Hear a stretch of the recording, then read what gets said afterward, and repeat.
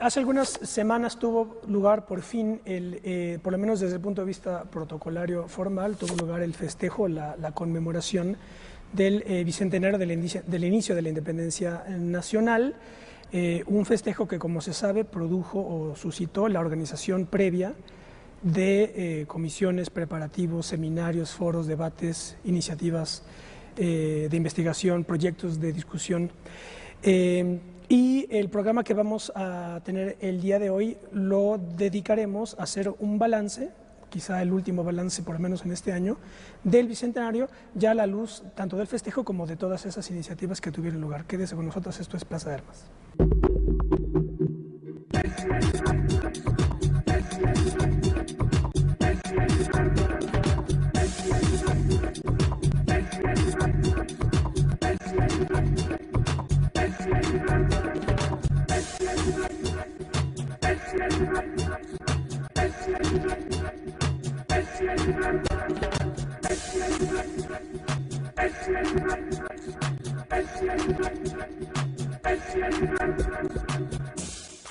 Hola, ¿qué tal? Qué bueno que están en otro programa de Plaza de Armas, aquí por Capital 21. Les recuerdo nuestro correo electrónico plazadearmas c21@gmail.com y nuestra página propia www.plazadearmas.tv.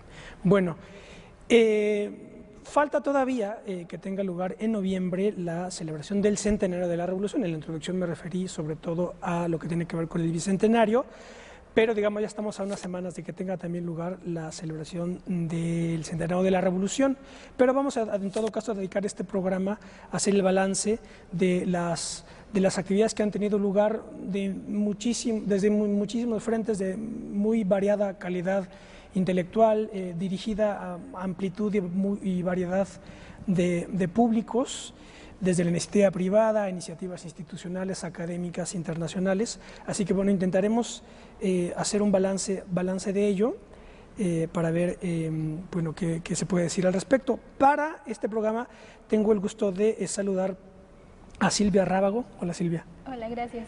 A Rodrigo Moreno, quien ya nos ha acompañado en otros programas. Hola, Rodrigo. ¿Qué tal, Ismael? Y Alfredo Ruiz Islas. Hola, Ismael. Los tres de la Facultad de Filosofía e Historia del Colegio de Historia de la UNAM, a la que también se le ha dedicado todo un homenaje merecidísimo por su centenario. También vale la pena decir, bueno, con Rodrigo y realizamos, de hecho, el primer programa en Plaza de Armas para analizar, fue el año pasado, me parece, Rodrigo, sobre Bicentenario. Y tanto Rodrigo como Alfredo participaron en una iniciativa de la que hablaremos ahora también, que es la iniciativa de Discutamos México 2010, que es la que organizó la Comisión Federal, ¿verdad?, del Bicentenario. Pues es una de las pocas iniciativas producidas no tanto por la Comisión, sino directamente por el gobierno federal a través de Conaculta. A través de Conaculta. Entonces sí tuvo cierta autonomía con respecto a la Comisión del Bicentenario y del Centenario y me parece interesante ver los resultados. Todavía está corriendo al aire. No han terminado los programas. No ha terminado, pero lo que ya terminó es la parte propiamente histórica de Discutamos México. Entonces quizá también podríamos comenzar a hacer un balance desde nuestro particular punto de vista sobre los resultados y las virtudes de una iniciativa como esta, también quizás los vicios, ¿no? Claro. ¿En cuál participaste tú? Yo estuve en el programa de Consumación de la Independencia de Iturbide, moderado por la doctora Guedea. ¿Y tú, Alfredo? Yo no estuve. No, pero pensé que ibas a participar. No, estuvimos antes de eso en lo que fue el primer esfuerzo grande que se dio en torno al Bicentenario, la conmemoración, tanto Rodrigo como yo, estuvimos en el Congreso Internacional sobre las Revoluciones de México, que se celebró en Morelia y que tuvo la pésima fortuna de celebrarse 8 días después de los bombazos aquellos desafortunados. Y entonces le daba un aire especialmente dramático al evento, sí, o sea, Morelia sola y todo. Y a eso se sumó el hecho de que, bueno, fue un esfuerzo interesante como propuesta, pero a final de cuentas no llegó a ningún lado porque estaba todo pegado, todo mezclado, y además era lo primero que se hacía. O sea, estábamos a 200 años del inicio de todo esto, de lo del 1808, y entonces era, bueno, pues hablen ustedes y hablen aquellos y que hable todo mundo y que vengan de todas partes, y por ahí empezaron, me parece, a afilarse las propuestas ya para lo que vendría después, ¿no? Lo que ha pasado en 2009, que prácticamente pasó muy poco, y este año que ha sido una saturación terrible. ¿Qué balance podríamos hacer inicial de las iniciativas que hubo, a juicio suyo? Pues yo creo que, por ejemplo, este programa de Discutamos México fue una muy buena idea para tratar de llevar a otro público todas estas cuestiones que muchas veces se quedan de la academia para la academia. El único problema que yo le veo es que estuvo muy disparejo de momento, tal vez, cómo se moderaba el programa o la temática. De repente había comentarios que eran, no sé, por decirlo de algún modo, demasiado elevados para un público en general. Tuve oportunidad de verlo con gente que no son historiadores, que no entendían la mitad de lo que se estaba hablando en el programa, y hubo otros que estuvieron mucho más equilibrados, donde hubo más oportunidad de discutir, de debatir tal vez, y se quedó tal vez más claro el tema del que se estaba tratando. Yo escuché comentarios que veían un consenso demasiado cándido, digamos, entre los que participaban. Tú, Rodrigo, no sé, tú que estuviste ahí, en una de las mesas, ¿se discutió realmente o más bien fue...? Yo creo que no hubo debate, en gran medida porque las mesas, gran parte de las mesas, estaban conformadas por los propios moderadores. Entonces, se sobreentendía que se partía de un consenso historiográfico de base, por lo menos, ¿no? Hubiera sido quizás más recomendable contraponer o contrarrestar puntos de vista. De cualquier manera, creo que el resultado fue disparejo, ¿no? Por lo menos si hablamos de los programas de contenido estrictamente histórico de Discutamos México, no sé, yo tengo la misma impresión que Silvia, es decir, faltó una línea que abiertamente nos dijera qué es lo que se está intentando con estos programas, es decir, sí discutir o sí difundir. Y creo que hizo falta un poco de las dos cosas. Algunos programas daban mayor pie a la discusión y en esa misma medida se alejaban de cierto público, porque las discusiones podían tener un matiz claramente académico, ¿no? Casi de aula o de congreso. Y en otros programas había que explicar, casi en tono de salón, explicar el contenido histórico de los procesos o de los personajes, y en esa medida la discusión se diluía. Entonces creo que haber claramente dicho desde un principio cuál era la intención y el objetivo del programa, habría focalizado muy claramente un público, ¿no? Y habría dejado con mayor claridad las virtudes, ¿no? Y los propósitos y los objetivos. En fin, creo que esa es una crítica, pero me parece de cualquier manera que es como un paquete muy amplio de programas que dejaron un buen suelo de discusión, ¿no? Que creo que sí acercaron a un público que en general no está relacionado con el medio académico, acercaron a un público las discusiones, los contenidos, los avances, y me parece que dan una noción clara de este mundo, ¿no? De hecho, todo esto está en internet, ¿verdad? Todo, sí. La página es www.discutamosmexico.com y ahí me imagino que se quedarán bastante tiempo todos los programas, ¿no? Que, como dicen, no ha terminado. ¿A ti qué te parecieron los...? Creo que hay varios problemas con Discutamos México. El primero es lo que han dicho, y que me parece a mí que se hubiera necesitado, por principio, definir qué es discutir. ¿En qué sentido se está hablando de discutir? Porque discutamos, pero a veces era como platiquemos, a veces como formemos grandes consensos. No sé, tendría que haber sido algo ahí muy bien puesto. Lo que dice Rodrigo es muy importante. En el momento en el que todo esto se va hacia el nivel de la discusión, pierde al público, pero no necesariamente lo pierde porque el lenguaje se eleve. Me parece que lo pierde a veces porque la gente estaba esperando como esta gran posibilidad de entender de qué iba la cosa con el festejo, dónde estamos situados hoy en día, hacia dónde se dirige tal vez el país, pensando en estas posibilidades de futurismo que alguna gente le asigna a la historia. Pero era fundamentalmente este esfuerzo de divulgación que, si le hubieran dicho entendamos México, hubiera quedado muy bien, pero discutamos siempre te genera una serie de expectativas que no necesariamente son susceptibles de ser llenadas por un espacio con el formato que se tenía. Además, 4 personas ahí hablando, una que moderaba. En algunas ocasiones no moderaba, en algunas ocasiones abruptamente se metía ya en la discusión y decía vamos a hacer esto de esta manera. Entonces, me parece que un poco faltó por ahí definir primero el alcance del programa.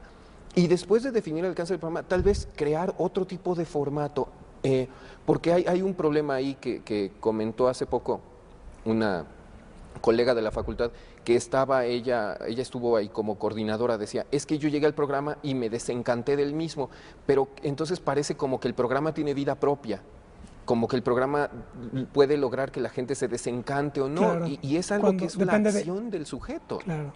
Entonces, ella llevó a su gente. Pero se refiere, ¿por qué? Porque estaba muy acartonado, porque yo veía, bueno, los que vi sí estaban como demasiado acartonados, que por ejemplo aquí lo que se intenta es que no sea así, que sea más, que se pueda discutir más precisamente, ¿no? O interrumpir. Es que yo creo que esa es una crítica a nuestro gremio, ¿eh? Sí, somos un gremio muy acartonado y nos cuesta mucho trabajo darnos a expresar de forma abierta, ¿no? Y discutir, efectivamente, poner las propuestas sobre la mesa, dejarlas vulnerables y discutir. Y yo creo que eso lo dejó muy en claro el programa.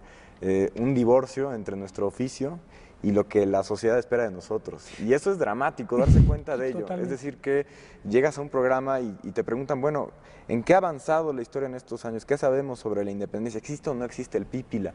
Entonces, ya cuando tú te enfrentas a una pregunta de ese tipo, entiendes que hay una concepción de la historia que no es la que tú tienes y que creo que no es la que el gremio tiene. O sea, Claro, es problemática entiende la historia. claro, que nuestro objeto de estudio es mucho más vivo, ¿no? Mucho más subjetivo, mucho más cambiante, y no se trata de estar descubriendo cosas que ya están ahí fijas, no hacemos ciencia en ese sentido.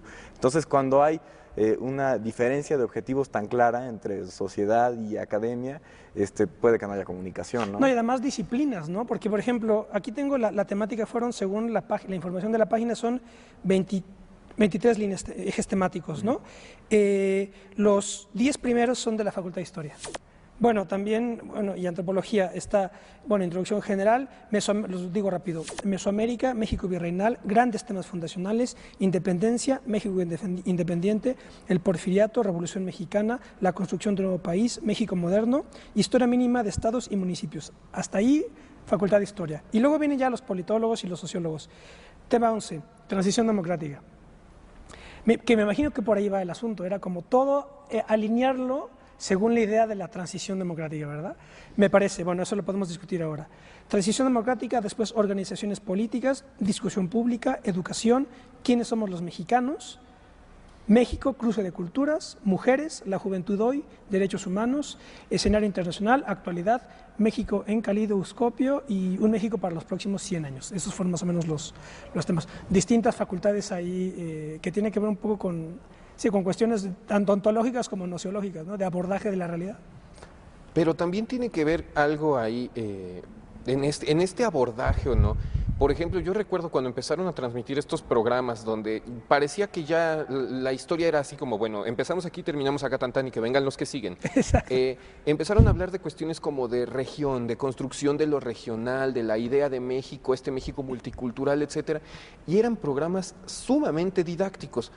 Pero eran programas tan didácticos que resultaba, o sea, como es imposible lograr el justo medio en ningún aspecto, entonces resultaban hasta aburridos. Bueno, México entonces es así y las regiones entonces son así. Y después de hacer un planteamiento teórico más o menos interesante sobre las regiones, se cae todo el modelo porque empiezan a hablar estado por estado. Y entonces la regionalización como una cuestión que atiene a la cultura, se pasa a un modelo netamente político y se cae en esquemas otra vez y las fronteras son los ríos y las fronteras dividen y las fronteras, pero espérate, hay que replantear esto de las fronteras. Y eso era gente que no sé de dónde salía, era gente, me parece, algunos eran del INA, otros de los centros INA estatales, pero el nivel de la discusión entonces era como muy, o sea, si entre los propios de historia era disparejo, de historia con los otros era mucho más disparejo, y cuando empezaron a hablar de participación política era todavía más disparejo, porque empezaban con unos planteamientos así como el pueblo, y regresaba a Michelet, pero no solamente regresaba a Michelet, regresaban teorías contemporáneas sobre el pueblo, y empezaban a citar a Norberto Bobbio, y o sea, decía uno, a ver, o sea, ¿cómo te explicas esta curva de los programas? Nos habla mucho de que creo yo que todos, en general, los que estamos en el medio académico, nos falta esta voluntad comunicativa de una manera terrible, ¿no? Al rato, si quieres, lo retomamos esto, pero de momento sí tener en la cabeza que yo creo que lo que más se vendió en este bicentenario o lo que más se logró como producto de divulgación fueron novelas históricas. Sí. Y las películas. Y las películas. No los trabajos académicos. Entonces eso nos habla de que tenemos nosotros que empezar a pensar dónde estamos parados, qué estamos haciendo y para quién estamos haciendo lo que estamos haciendo, si es que lo estamos haciendo para alguien, porque parece que la academia nuevamente monologa consigo misma. Es que este programa fue el gran ejemplo, ¿no?, de la concepción que tiene la gente del historiador, que era lo que comentaba alguna vez un profesor de la facultad, que estamos acostumbrados a ver al historiador con su taza de café, su cigarro y atrás un letrero enorme en letras doradas que dice la historia y yo soy intocable, ¿no? Es esa falta de voluntad de comunicarse, de retroalimentarse con la sociedad, de esta interacción entre academia y sociedad, y seguimos cerrándonos en muchos aspectos, y la gente que toma lo que le es más accesible, lo que puede entender de mejor manera. Es que se ve hasta en la división de los programas, ¿no? Lo que acabas de leer es muy claro, hay una división en dos del contenido histórico, la parte de programas de contenido histórico y una segunda mitad de discusión más bien política. Sí, como opiniología, un poco más, y nosotros no entendemos así la historia como algo que ya está ahí en el pasado y esa es su función, ¿no? Entonces entendemos que hacemos historia en el presente y es el único lugar en donde la podemos concebir y entonces nos asignan una tarea de anticuario, ¿no? Aclárame qué pasó, ¿no? Quién era Iturbide, quién era Hidalgo, en fin. Pero hasta ahí, o sea, yo sé que eso ya pasó y no va a cambiar, entonces cuéntame el cuento. Y ya la realidad política del país, la realidad social, los problemas actuales, eso ya no te corresponde. Y entendemos nosotros que la historia, si tiene algún lugar de existencia, es en el presente. Entonces, y en la política, digamos, ¿no? Con mayúsculas. Y en la formación de pensamiento crítico y de conciencia social, en fin. Y si nos quitan esa arma, pues entonces sí nos quedamos como unos difusores que probablemente no seamos eficaces, ¿no? Porque no tenemos las armas para hacerlo. Que luego pasa mucho también, los propios colegas del gremio dicen, no, es que yo soy experto en revolución. No, yo soy experto en revolución en Sonora. Y yo soy experto en explotación petrolera, lo que pasó en Tlaxcala, lo que sea, ¿no? Y lo que pasaba en el 19 precisamente es que los políticos eran historiadores, periodistas, abogados, ¿no? No existía esa división, ¿no? Tal como ahora existe. Exactamente, eran como todólogos y podían publicar en la prensa y ser diputados y al mismo tiempo tener, no sé, un negocio, cosas así. Y ahora no hay una atomización del conocimiento que es demasiado grave. Porque, no sé, un ejemplo que se pone alguna vez en clase, yo solo sé la historia de los zapatos que se hacen en Inglaterra para pie derecho, y si me preguntan el del pie izquierdo, ya no sé. Alguien hará esa tesis después. De al lado, sí. Ajá, ese es el colega de al lado, ¿no?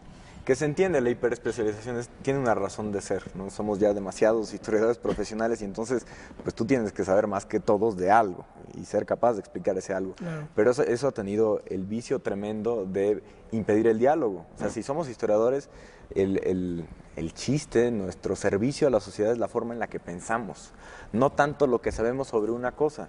Entonces, si lo que importa es la forma como pensamos, podemos hablar prácticamente de lo que sea, pero sí somos nosotros mismos los que hemos negado, los que hemos puesto estas barreras casi de estancos, compartimentos entre los temas históricos, cuando no nos damos cuenta de que los grandes historiadores de la segunda mitad del siglo pasado, Ernesto de la Torre, en fin, eran capaces de abordar una gran cantidad de temas porque eran muy curiosos, era gente que tenía una capacidad de pensamiento y de imaginación tremenda. Y ahora, bueno, las artes del oficio nos han obligado a quedarnos con una sola cosa y entonces pareciera que estamos impedidos a hablar de lo demás. ¿Y no es esto un problema que, digamos, que atañe ya más, digamos, a las instituciones académicas? Es decir, ¿no es de algún modo inevitable que se burocratice de alguna manera no, fíjate, hay dos cosas aquí muy interesantes, ¿no? Y sobre todo ahora que mencionaste a Ernesto de la Torre.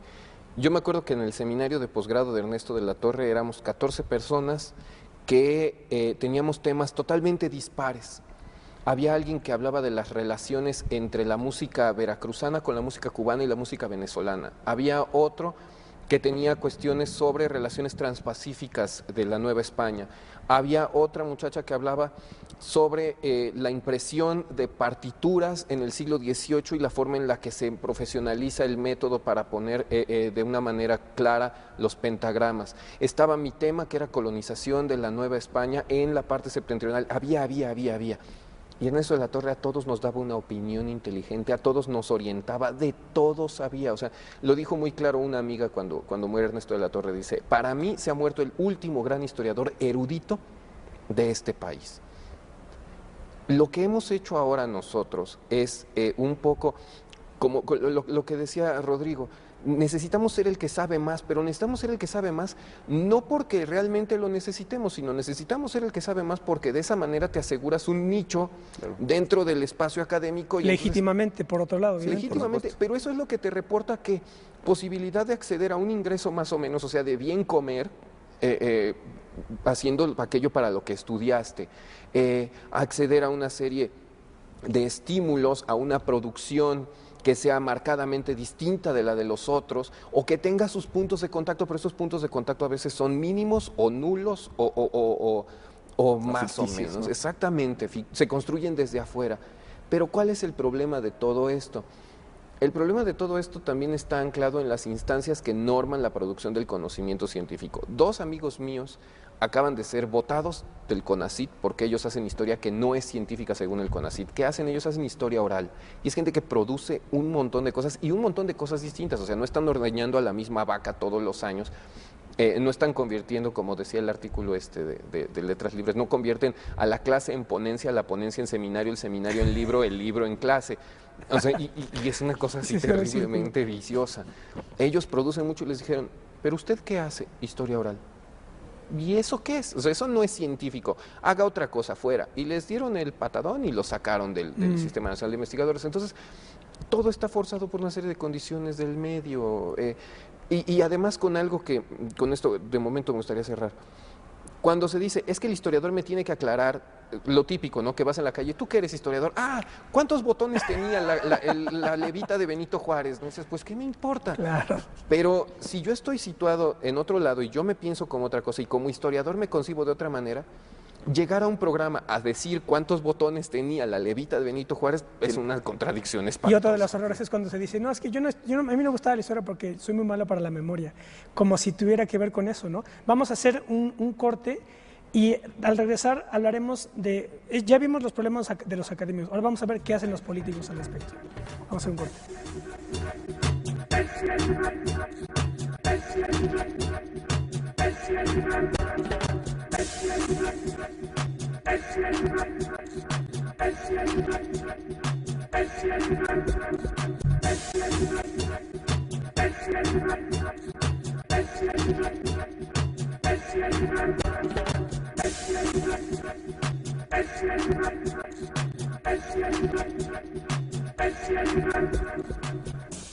Bueno, ya estamos de vuelta, esto es Plaza de Armas. Estamos conversando con Silvia Rábago, Rodrigo Moreno y Alfredo Ruiz sobre lo que se produjo con motivo del Bicentenario desde la academia, qué hicieron los políticos y qué están haciendo, de qué se está haciendo desde la política, digamos, y cuáles son los problemas de que haya o no una buena relación entre uno y lo otro. Pero bueno, nos quedamos investigación académica, seminarios, difusión, ¿cómo podemos continuar? Habría que organizarlo un poco a partir de estas grandes líneas que acabas de presentar, ¿no? La forma en la que la academia lo abordó me parece que es una forma a veces muy entusiasta, pero... La gente no lo sabe recibir. Estamos divorciados de la gente no, yo no voy a leer eso. Y tendría uno que entender por qué. Si es el lenguaje, si es la forma, si son las preconcepciones mismas de la gente en torno a la historia o qué es lo que está pasando. Pero habitualmente los libros de historia los leemos historiadores, o sea, nos leemos entre nosotros y a partir de eso tratamos de generar nuevo conocimiento, pero es conocimiento nuevo que se queda otra vez entre nosotros. Entonces como que hay una bolsa inmensa de conocimiento dentro del medio académico, que ahora con esto del Bicentenario hubo oportunidad de explorar nuevas versiones, de traer a la memoria versiones viejas para ponerlas a juicio o para volverlas a exponer tal cuales. Y de eso, lo que llegó hacia afuera me parece que es muy poco. No sé la impresión que tengan, pero a mí me parece que es Hubo un producto, una medio interesante que fue precisamente las revistas Bicentenario, la del Mora y 2010. No, bueno, 2010 es un formato más grande, más costoso, igualmente de mucha calidad, pero yo creo que Bicentenario era un trabajo bastante accesible, ¿no les...? Yo creo que también es un muy buen que se mantiene, ¿no?, el proyecto. Sí, se mantiene, continúa. Continuará, sí. Comenzó, me parece, hace 2 años, si mal no recuerdo, y creo que es un buen esfuerzo también del Mora, por desacartonar la Desacartonarlos. historia, porque hay no todos son artículos estrictamente académicos, hay participación de académicos, de gente de fuera, de alumnos incluso, que tengan alguna buena propuesta y si es aprobada por los redactores y demás, pasa y se publica. Entonces creo que también fue un muy buen intento de costo menor que 2010. Pero hay que tener en cuenta siempre que la gente puede tener preconcepciones, incluso no tomar lo que se le da como más accesible. Bueno, quería agregar entre lo que dijo Alfredo y lo que dijo Silvia un esfuerzo importante, es decir, lo que ocasionó el Bicentenario en torno a la propia producción interna de los historiadores. Esto que dice Alfredo, que no sale a la luz pública, y sí tiene una consecuencia muy positiva, que es como pretexto del Bicentenario hubo una serie de esfuerzos enormemente dispares, eso sí es cierto, pero que por lo menos tienen 3 años ya revisando, esto es lo que yo puedo decir porque es lo que trabajo, pero revisando sistemáticamente el tema y el problema y los procesos históricos de las independencias. Y entonces esto creo que así ha tenido muchas ventajas y muchas virtudes, porque nos ha acercado a historiografías que a veces eran muy alejadas. Incluso territorialmente, el hecho de que toda Hispanoamérica festeje más o menos en estas épocas lo mismo, ha ocasionado encuentros académicos muy productivos. Entonces, yo sí he asistido en los últimos 2 o 3 años a multitud de congresos de los cuales yo creo que la mitad son rescatables. Y esto es interesante, la coyuntura del Bicentenario, la pura conmemoración, que podría ser un hecho arbitrario y sujeto de patriotismo y patrioterismo, ha propiciado, ha revolucionado la producción historiográfica interna. Entonces creo que, por ejemplo, para el caso de la revisión de los fenómenos de 1808 y 1810, con el simple motivo de los 200 años y la fatalidad de los 200 años, bueno, se han ocasionado una serie de encuentros que nos dejan productos palpables, ¿no? Y que son discutibles, son materia de conocimiento histórico, pero que ahí quedan, ¿no? Entonces, también en la academia se ha generado toda una revolución y una producción de conocimiento. Y luego esto que acaban de decir, ¿no? La manera de difundir ese conocimiento. A veces lo que se difunde no es tal cual lo nuevo, no es tal cual lo que se está discutiendo, pero sí se hacen esfuerzos por difundir una nueva manera de ver las cosas. Y esta revista de Bicentenarios del Mora y 2010 son 2 claros ejemplos de ello, ¿no? Una forma de dejarle a la gente, de acercar a la gente un conocimiento nuevo, distinto, novedoso, no, quién sabe, pero una manera de acercarlos al conocimiento histórico. Entonces, son como 2 canales distintos, ¿no? La producción interna de la academia y la manera de difundirla y hacia quién va, ¿no? Ahora el problema es cómo digamos, esa producción llega al público, y 2, cómo llega a la política, o sea, al poder político, porque por ejemplo, lo que me parece, se podría decir, es que realmente el discurso oficial de todos los gobiernos de manera muy general, fue básicamente seguir un poco la misma línea, ¿no? Y 200 años, viva la independencia, etcétera, estos son los héroes, más o menos, ¿verdad? De manera muy general. Entonces, todas esas discusiones, todos esos revisionismos, el contexto hispanoamericano, las críticas, etcétera, eso realmente se quedó en la academia. ¿Qué se puede hacer, digamos? Es que fíjate, hay algo interesante. El hecho de que hayan habido multitud de congresos y de que aparezcan estas nuevas versiones y estas nuevas formas de entender los planos regionales o el plano iberoamericano, tiene un problema, o sea, y es un problema de revisión crítica que tendría que hacerse al interior de la academia. De entrada hay que dejar de pensar a la academia como este monólito, porque no es lo mismo lo que hacemos aquí nosotros, y no es lo mismo lo que hacemos aquí nosotros, los de la UNAM, que los que hacen aquí ellos, los del Colmex, y también los que hacen aquí ellos, los de la UAM o los del INA. Pero también está la gente de provincia, donde el conocimiento se atomiza, donde los esfuerzos se vuelven una cosa muy extraña, donde pueden o no haber cosas. Yo no sé si en Baja California Sur, por ejemplo, movieron algo con respecto al Bicentenario, si en la Universidad del Caribe, ahí en Quintana Roo, pasó algo también al respecto, si la Autónoma de Campeche hizo algo por el estilo, no lo sé, no lo sabemos. Entonces, eso es un primer problema de en cuanto a la densidad del conocimiento producido. Y después llevarlo esto hacia los grupos políticos, también lo que nos dejen claro es que ellos tienen que sumarse a este discurso nacional porque de otra manera como que están muy limitados, o sea, no hay este acercamiento de ellos con los espacios que se supone que son productores de este conocimiento, decirles, a ver señores, ¿ustedes qué? ¿Qué tienen? ¿Qué hay de nuevo? Si uno se pone a pensar que, por ejemplo, la noticia de la consumación de la independencia llega a California en 1822 y la gente se queda, ¿de veras? Sí, ya somos independientes. Hombre, pues qué bueno. Y hoy ellos, ¿cómo reaccionan ante eso? ¿Cómo se suman a este festejo? Se suman en un automatismo motivado por un poder político que o no tiene la forma, o no tiene los medios, o no tiene ni siquiera la necesidad de decir, vamos a hacer algo inteligente. Es como lo que decíamos, para que llegue a todo mundo, pues hay que darle cosas sencillas. Parte también de una preconcepción de la gente, en tanto gente de escasa o nula capacidad intelectual, cosa que a mí me parece francamente lamentable. Sí, subestiman de entrada al auditorio. Digamos. ¿Qué quiere la gente? Pan y circo y el coloso. O sea, y es una cosa horrible, ¿no? El coloso ese que empezó siendo Benjamín Argumedo y terminó pareciendo el Canaca según algunas interpretaciones. Entonces era una cosa ya muy extraña, muy ajena, como estos símbolos huecos y dejar otros como pendientes de significación en la ciudad y afuera, ¿no? Esta ciudad donde se entiende claramente toda esta cuestión central del México construido a partir del discurso, pero ¿y hacia afuera? Yo espero ver ahora en los festejos del centenario, por ejemplo, que en Sonora realmente se pongan las pilas, que en Coahuila, que hagan ¿Tú un crees? festejo. ¿Pero tú crees que pues, de la revolución dices el De centenario? la revolución. Yo espero que se haga algo mucho mejor, menos central. Es más fácil comprenderlo. Es más fácil entender el regionalismo del país a partir de la revolución, la de 1910.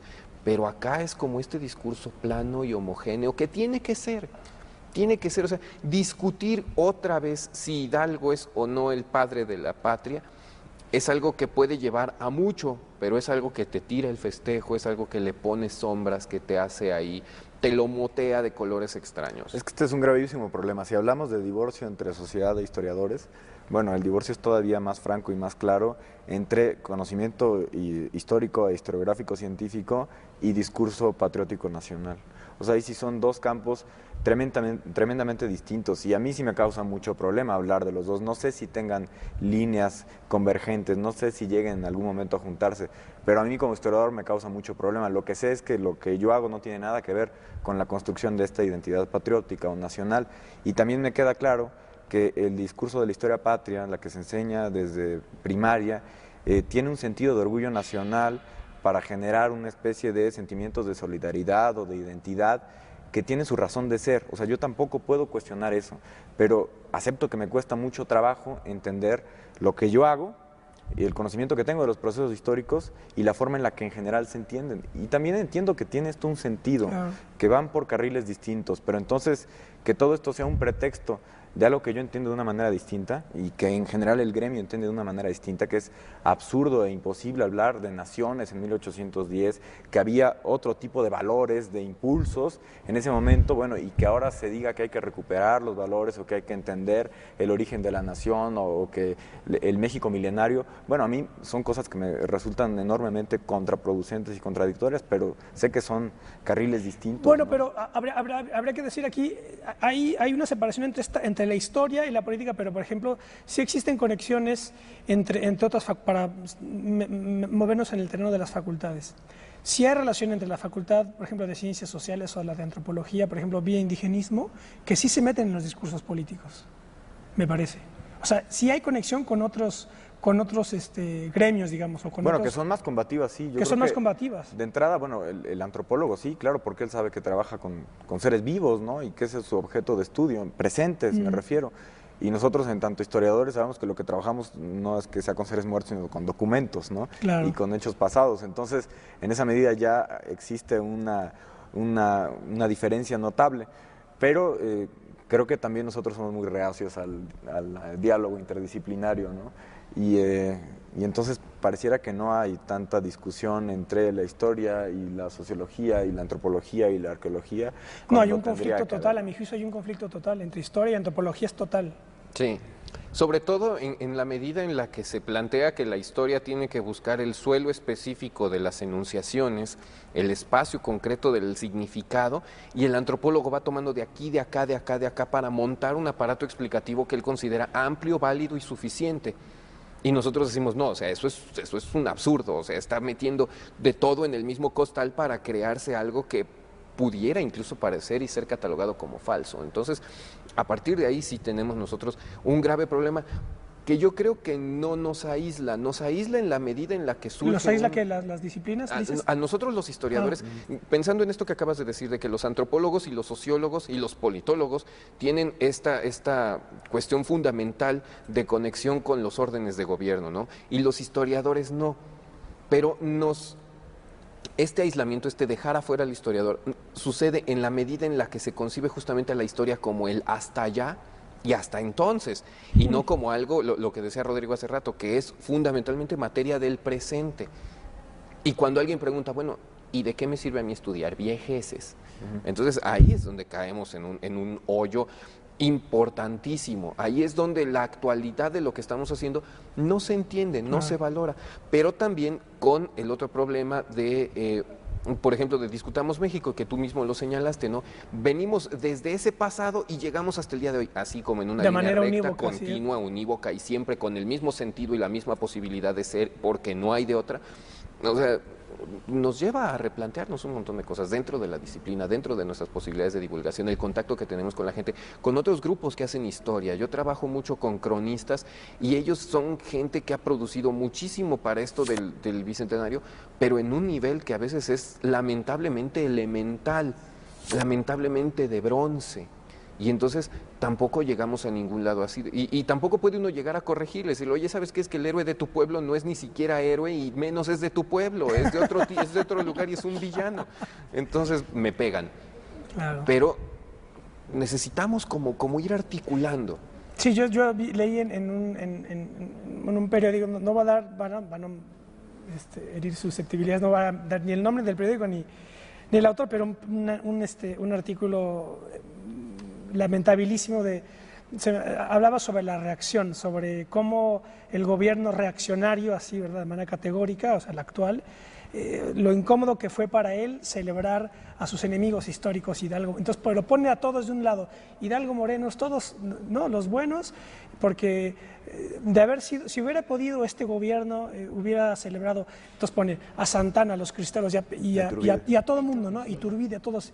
Y entonces dices, bueno, en fin, o sea, este hombre tiene claro todo, ¿verdad? Entonces en 200 años tienes al progreso y a los reaccionarios, y entonces están peleados desde hace 200 años todos así, y hoy, en fin, ese es burdo por todos lados, ¿verdad? No hay manera de poder discutir con un argumento de esa naturaleza, ¿no? Ese creo que sea que... ¿Sabemos de cuál estamos hablando? Creo que sabemos bien de cuál son. Pero también con un problema, o sea, en esta cuestión de es que es el enemigo de la reacción, hay dos cuestiones ahí de fondo. La primera que se echa de lado la forma en la que la revolución fue patrimonializada por un partido en concreto, y entonces cuesta mucho trabajo enfocarla de otra manera. Y hay otra, la enunciación misma de la reacción.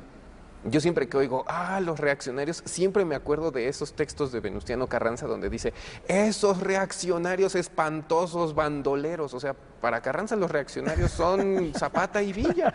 Entonces, ¿dónde está la reacción? Pues donde no estoy yo, donde está el progreso y donde vamos para adelante de alguna manera. Entonces, sí, me parece que también esta historia dicotómica, que fue algo que no se alcanzó a quitar en esta ocasión, ahí sigue, y es algo que tendríamos que haber puesto sobre la mesa, ¿no? Esta historia maniquea, buenos, malos, héroes. Sí, se llegó a temer, ¿no? Se llegó a sospechar que cuando llegara el PAN al poder, se iba a generar un nuevo discurso histórico.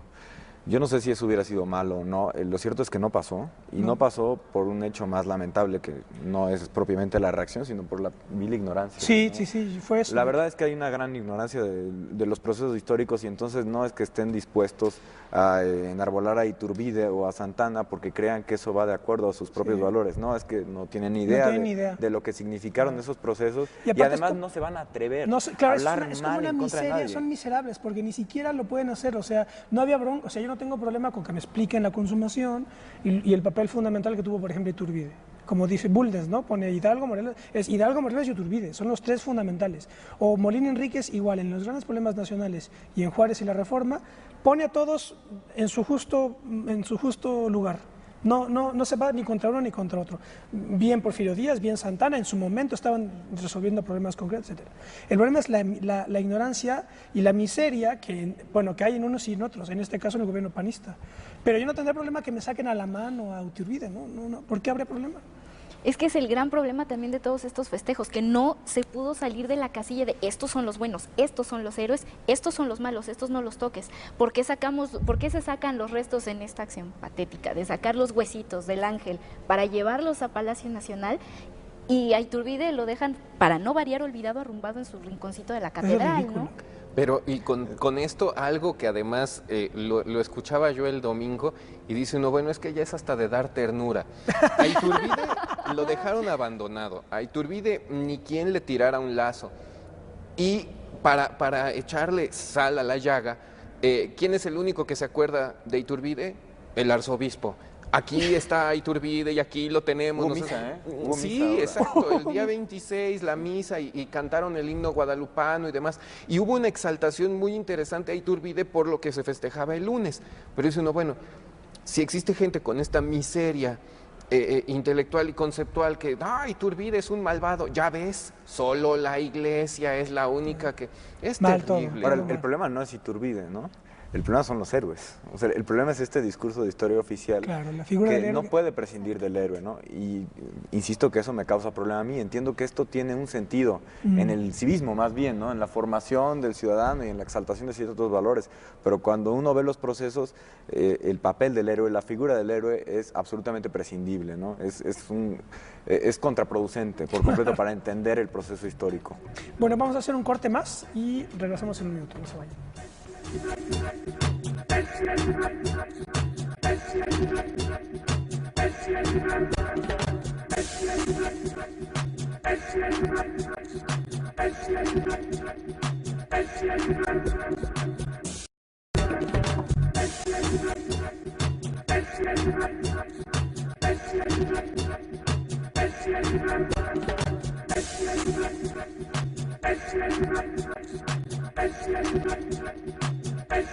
Bueno, ya estamos de vuelta, estamos conversando con Silvia Rábago, Rodrigo Moreno y Alfredo Ruiz sobre lo producido con motivo del Bicentenario. Y en este bloque, ¿por qué no nos dedicamos a hablar sobre lo que van a ver millones y no todos los artículos y los libros de historiadores o de crítica que podemos aquí discutir, sino que millones van a ver las telenovelas que, ahora lo comentábamos, está produciendo Televisa, TV Azteca y Canal 11. Bueno, no, Televisa y TV Azteca me dicen que son como documentos históricos, es recreación de los acontecimientos. Canal 11 tiene una telenovela y luego está todas las novelas históricas, ¿no?, impresas, y luego las llevadas al cine, ¿no? Hay varias películas sobre Hidalgo. Está esta película de Luis Estrada, Infierno, que no es histórica, sino es una crítica con motivo de... ¿Qué podemos decir al respecto? Hay que empezar por algún lado, ¿no? Y me parece que podríamos ir de lo más conocido a lo menos, ¿no? Empezar por la televisión y pensar en la forma, nada más, yo hago un apunte así, pensar en la forma en la que la televisión nuevamente te lleva la realidad a tu casa, así vendida como la realidad transparente. Además, es la realidad sin locutor, ¿no? Este carácter de la televisión que es el locutor transparente que sabe que está diciendo cosas que quiere decir, pero que dice, no, es la realidad así como va. Y que se presta a un sinnúmero de abusos, ¿no? La telenovela esta de Televisa, la de Gritos de Muerte y Libertad, es una cosa, a mi juicio, francamente, con una cantidad de errores impresionante. Y no errores desde el punto de vista que la historia sea una y tengamos que sumarnos a esta sola explicación, sino errores de apreciación, errores de fondo, errores de ambientación, errores, o sea, de verdad que a veces no sabe uno ni por qué aparece la gente que aparece, ni qué está diciendo, ni cómo lo está diciendo. ¿Esto es Gritos de Libertad? ¿Fue sobre Gritos de Muerte y Libertad? ¿Inicio de Independencia o fue toda la independencia? Toda la independencia. Fueron, me parece, 15, 16 capítulos o menos, 13 capítulos, uno a cada uno de los episodios. Por hasta cierto, consumación. Podríamos analizar incluso a qué se le atribuyó cada uno de los capítulos, porque no era tal cual serial. Entonces, A mí, además de lo que dice Alfredo, lo que me parece más criticable quizás es que no hubo un esfuerzo por hacer un poco más discutible la historia. Sigue siendo un discurso enormemente lineal del proceso independentista y a mí eso sí me decepcionó, esperaba otras cosas. Hay novedades, sí, por ejemplo, que se le asigne el primer capítulo a 1808, pero luego hay unos productos históricos muy curiosos. Sé que hubo asesoría histórica y es probablemente culpa nuestra en esa asesoría que en ese capítulo de 1808 se hable una y otra vez, los protagonistas, recordemos, los encarnados protagonistas de la historia, se hable de autonomía. Y hay un debate enorme en la historiografía de la independencia sobre el término autonomía. Es una recreación, una creación, una herramienta nuestra de historiador para denominar determinado fenómeno. Pero no estaba ahí en ese momento. Pero la palabra no existía en el momento, entonces oír a Primo de Verdad o a Azcárate sobre la autonomía, bueno, sí, a mí sí me causó un conflicto, ¿no? Pero en general lo que encuentro más criticable es esta línea del héroe, que a mí me causa demasiados conflictos. De nuevo vemos a un gran Hidalgo, a un gran Morelos, a un gran Iturbide, en fin, no se hace más contingente el proceso, y eso hubiera estado muy atractivo para la gente entender que muchísimas cosas pudieron haber pasado, que si algo es fascinante de ese proceso es la enorme creatividad institucional de los protagonistas y hacerle cara a una situación tremendamente inusitada. Y eso yo no lo vi, ¿no? O sea, ya estaba claro desde el primer momento una idea de independencia que por supuesto es de nuestro querido México desde 1808. Y caray, si le debemos algo al proceso de independencia es la creación de esa cosa que se llamó Estado Nacional Mexicano, primero bajo el Imperio Mexicano. Entonces, como que hacer más comprensible eso, con algunos diálogos yo creo que se podría haber logrado. Entiendo que en tan poco espacio es difícil, ¿no? Pero ya que vas a invertir tanto en una producción tan costosa y vas a, digamos, a poner en cuestión lo que ya se ha hecho, porque Televisa hace 2 años había hecho una novela ya sobre la independencia, pues entonces trata de arriesgar algunas interpretaciones ligeramente novedosas. Y hilvanar fino y concentrarte. Yo creo que no pierdas nada, ¿no? Yo creo que no hubieras perdido nada. Eso es lo que me parece más criticable. Pensando en el alcance que pudo tener esta serie, cuánta gente lo vio, cuánta gente pudo... Esto ya acabó. Ya se acabó. Ajá.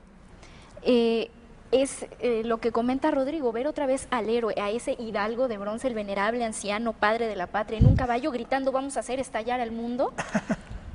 No, o sea, de nuevo es entrar en lo mismo, y esa asesoría histórica de veras le echaron por la borda con esa libertad que se tomaron tal vez los escritores de modificar para efectos de televisión.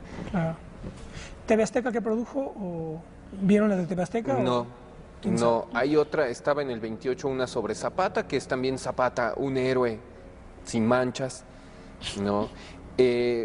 Y la que viene del 11, que es una cosa como muchísimo más de ficción. De ficción, telenovela.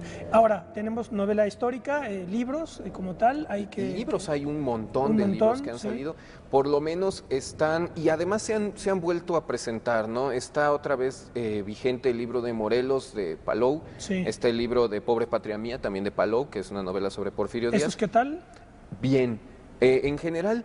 No con grandes pretensiones, pero bien contado, bien llevada la ficción y bien presentada, o sea, muy bien definida para el lector atento la cuestión entre lo que es ficción y lo que es el hecho que pasó, así, con todas las comillas que se le pueden poner desde la historia, pero bien hecho. Es que hay que diferenciar, perdón que interrumpa Alfredo, pero hay que diferenciar 2 tipos de novela, la que hicieron historiadores y la que hicieron escritores. Claro. Y entonces el resultado es muy distinto. Yo creo que la de Palou, a mí la de Morelos, me parece que es una novela mejor escrita, porque es un escritor, pero de nuevo vemos al héroe desde la primera página. De hecho se llama Morir por la Patria o Morir es nada. Morir es nada. Entonces, a mí no me gustó porque no me ayudó a historizar el tiempo, no me puso los pies en 1810, pero está mejor lograda. Luego tenemos una novela de un historiador, que es la de Jan Meyer, Camino a Baján.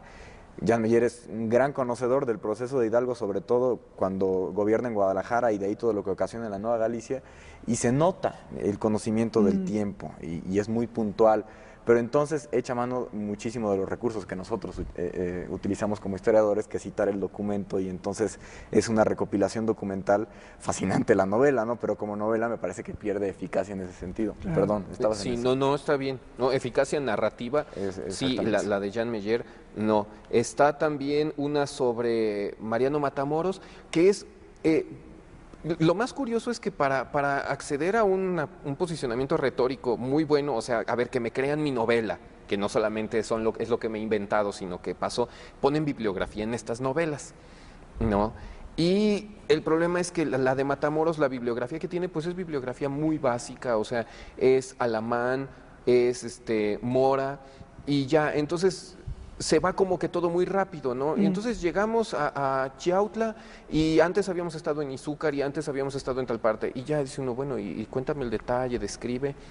Nada, muy poco. Y la que es una muy buena novela, la de Raquel Huertas Nava, que se llama El Guerrero del Alba, justamente sobre Vicente Guerrero. ¿Agotada, dices? Agotada, yo no la he encontrado ya en ninguna parte y me parece que es un muy buen esfuerzo.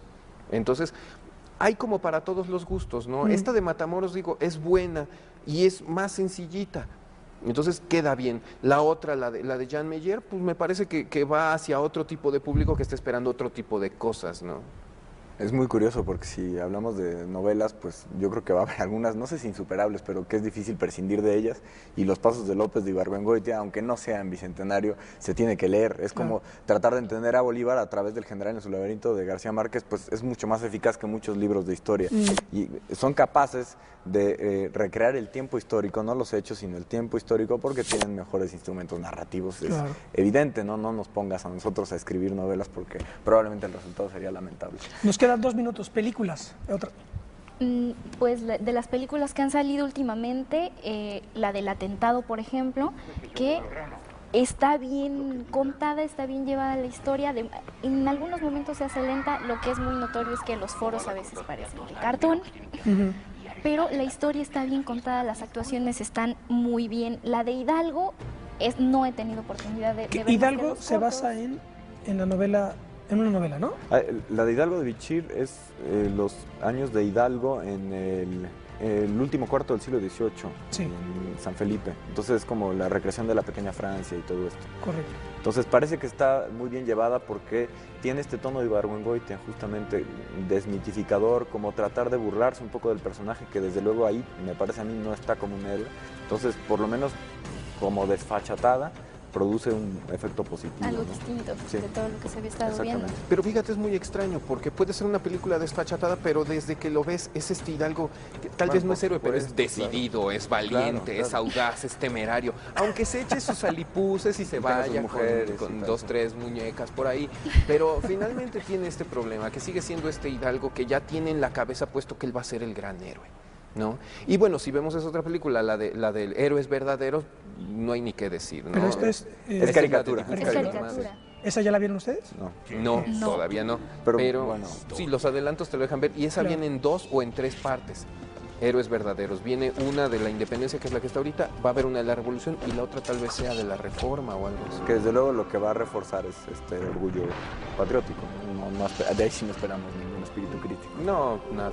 La última que quisiera comentar es esta película de El Infierno, que no es propiamente histórica, es como una crítica desde la actualidad, que pues bien sí critica todos estos problemas del narcotráfico y demás. Lo único que pues, no me llena de alguna manera es que es la crítica y no hay una propuesta. Entonces, ¿qué hacemos? Si el país está así, todos estamos buenos para criticar, pero propone algo distinto, ¿no? Que no es labor del cine. Pero son ya como pero no da recursos, no hay salida de ahí. No, porque es el último, el último que se canse que apague la luz, ¿no? Claro. O sea, Exactamente. Es que no la hay. Ese es tema para otro programa. Bueno, no seamos fatalistas, adelante. Bueno, pues se nos fue el tiempo, habría para mucho más. Muchísimas gracias a Alfredo, a Rodrigo y a Silvia. Gracias por habernos acompañado. Gracias. Nos vemos ya en otro programa y nosotros nos vemos la próxima. Hasta pronto.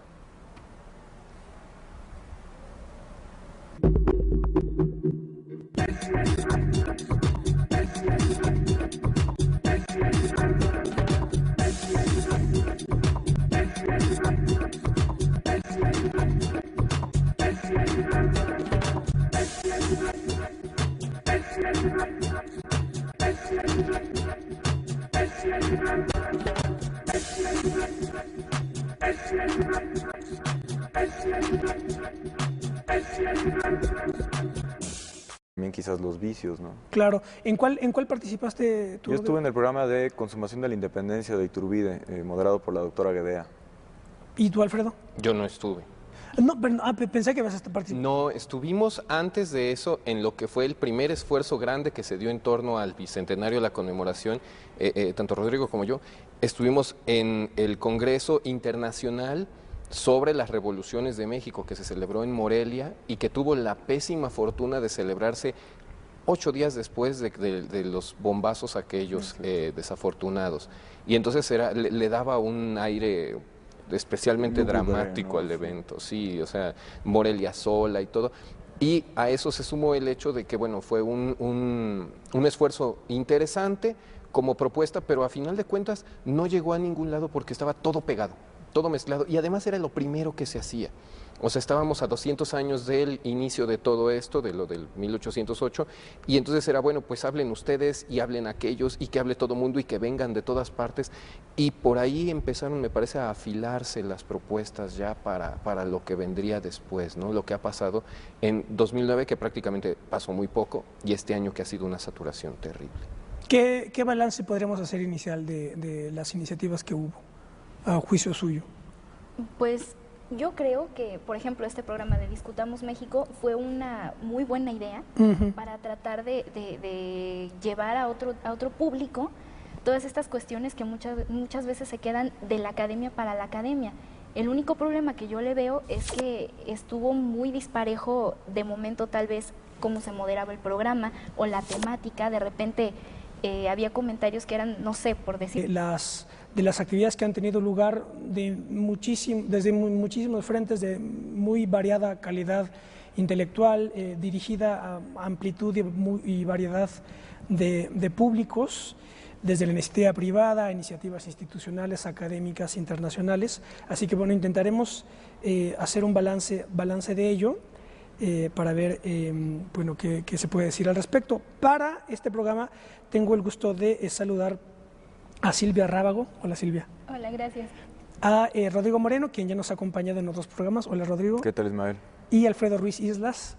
Hola, Ismael. Los tres de la Facultad de Filosofía e Historia del Colegio de Historia de la UNAM, a la que también se le ha dedicado todo un homenaje merecidísimo por su centenario.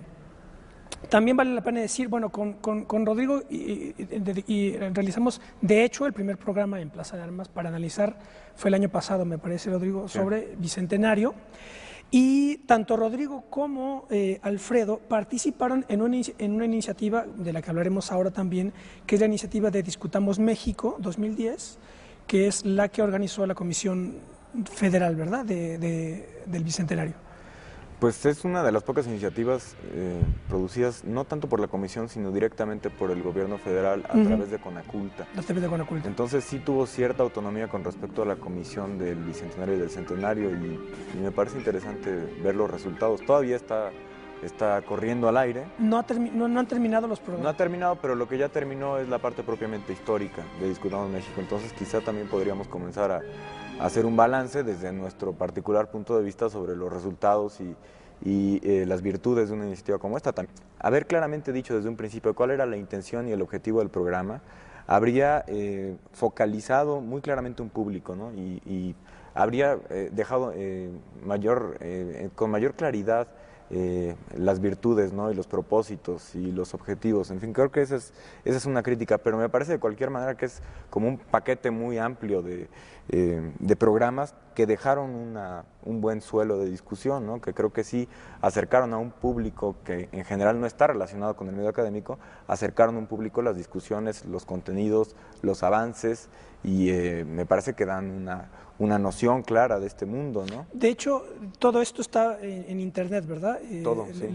La página es www.discutamosmexico.com y ahí me imagino que se quedarán bastante tiempo todos los programas, ¿no?, que como dicen no ha terminado. ¿A ti qué te parecieron los...? Creo que hay varios problemas con Discutamos México. El primero es lo que han dicho y que me parece a mí que se hubiera necesitado, por principio, definir qué es discutir. ¿En qué sentido se está hablando de discutir? Porque era discutamos, pero a veces era como platiquemos, a veces como formemos grandes consensos.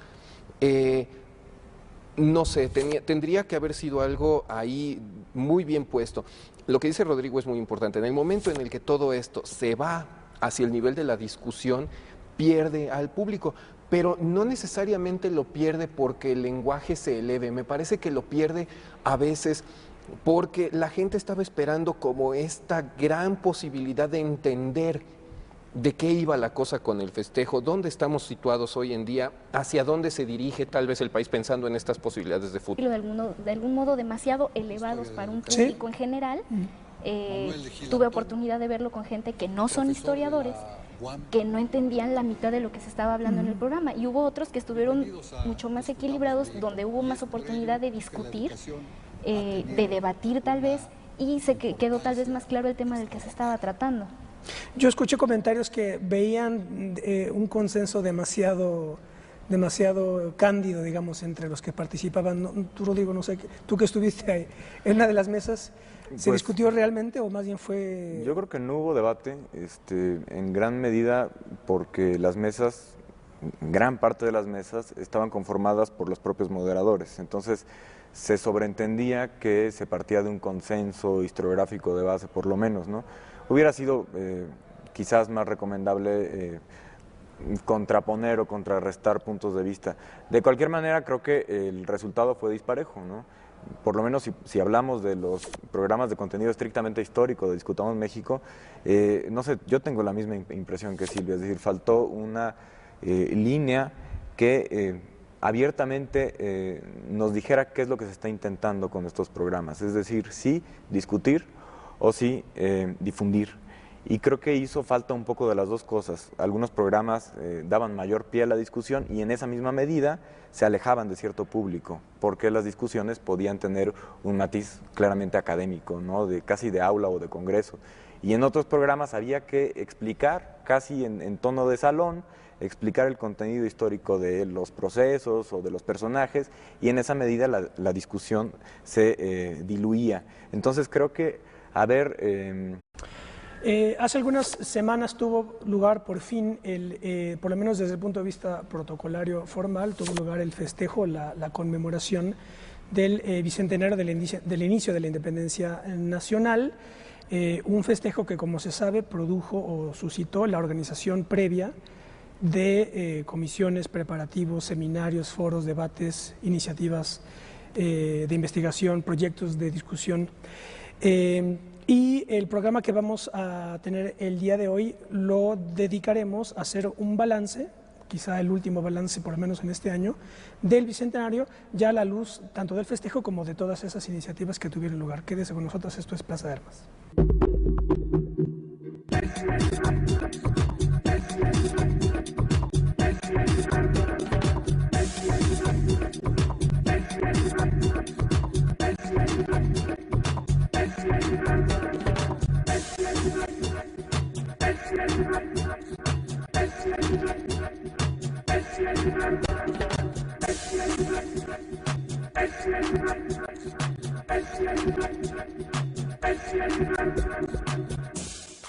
Hola, ¿qué tal? Qué bueno que están en otro programa de Plaza de Armas, aquí por Capital 21. Les recuerdo nuestro correo electrónico plazadearmas c21@gmail.com y nuestra página propia www.plazadearmas.tv. Bueno, falta todavía que tenga lugar en noviembre la celebración del centenario de la Revolución. En la introducción me referí sobre todo a lo que tiene que ver con el bicentenario, pero digamos ya estamos a unas semanas de que tenga también lugar la celebración del centenario de la Revolución. Pero vamos en todo caso a dedicar este programa a hacer el balance de